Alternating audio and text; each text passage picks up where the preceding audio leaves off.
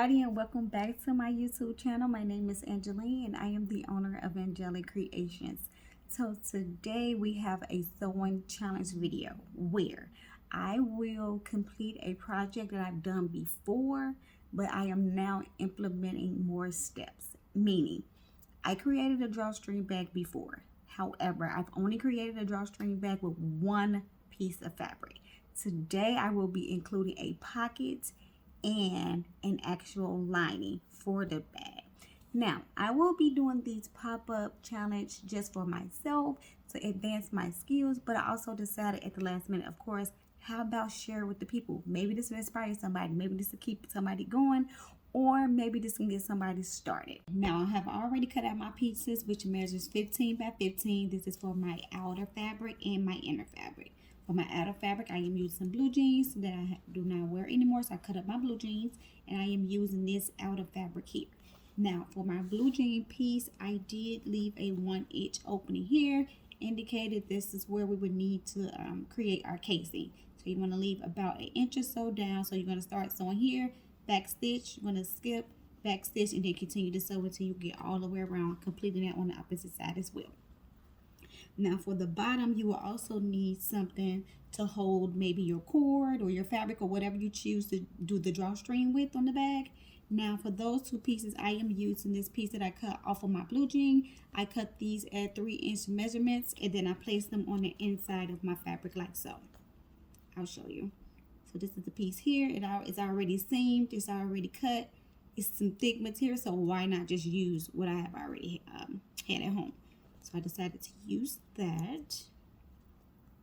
And lastly, I have already placed my pocket in the inside of this one here. So I kept the backing on as well, so we can have like maybe a 2 slot is what I was thinking.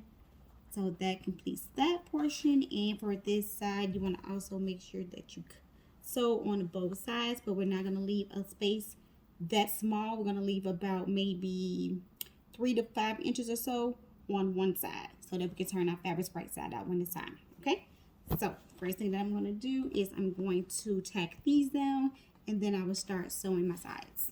So once you have completed your sewing, you should have something that looks like this. So as I stated, to leave that opening for when we turn our fabrics right sides out. And for both ends, I did snip the corners just a bit so that we can get the corners really good when we turn the fabrics right side out. Now for our jean material, as I stated, to leave that opening so that we can create a casing. So this is our opening here, and this is how it looks. Like I said, you want to straight stitch here, back stitch, skip a space, back stitch, and then continue to go straight down, and that's on both sides. And the last thing I want to mention, and also clip the ends for your jean material. I also want to mention to just go over this portion because it's so thick, maybe about 5 or 6 times, because that's the part that's going to be tugged on the most. So you want to make sure you have that intact, and that's just for longevity as well.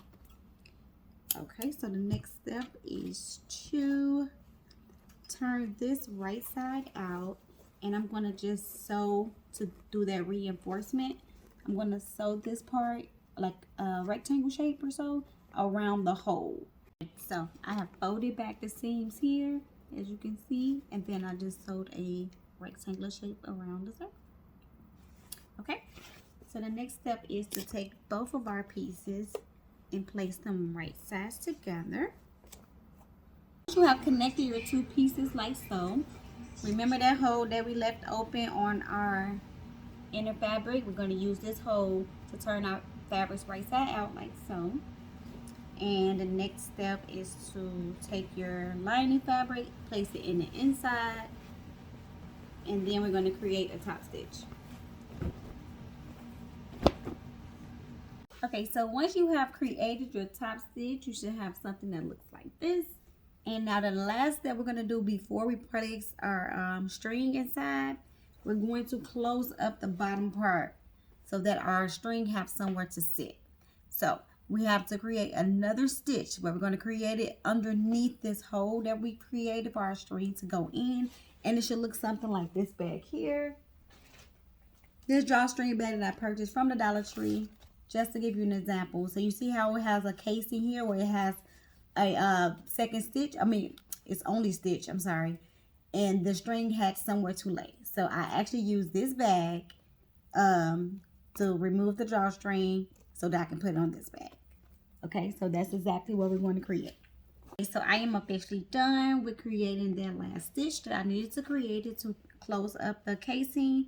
And I want to take my safety pin, I placed it on one end of my string, and I'm going to just weed it through this hole that we created. And I'm going to take this all the way around until I get to where I started.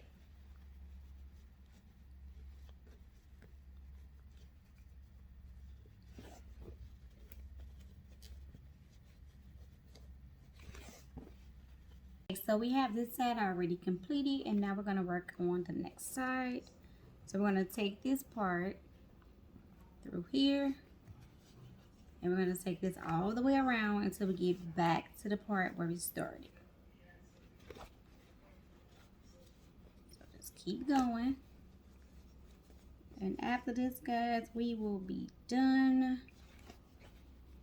And I appreciate you all for tuning in to one of my very first challenge myself so video. So again, as I stated before, I created a drawstring bag before, but I only did a single layer, and I did not add a pocket or anything. So this turned out really, really cute. I really enjoyed this project, and I will definitely create another one, but this one would be, oh, I should have kept that one there. This one would be beginner friendly, just strictly one single layer of fabric to create the drawstring. So I'm just taking this through that loop at the bottom, and I'm tying a knot. So I'm going to grab both of these ends here, and I'm just going to tie a knot so that it sits and it doesn't move. And make sure that it's even. Yeah, this is not even. So I'm going to retie that knot really quick. Okay. Okay, now that's better. Now we have two even ends. And this is the final project, guys. Again, this turned out really cute. And I definitely challenged myself, I would say. But it turned out really nice. I really like the way that it came out. I love the crinkle look at the top of it as well. And do not forget that we did sew a pocket for the inside. So that is the end of the video. I will be doing more of these. Just come on and just sew a sew challenge with me. Like the video, give it a thumbs up. If you love the video, make sure you share it with your family and friends. Until next time, bye.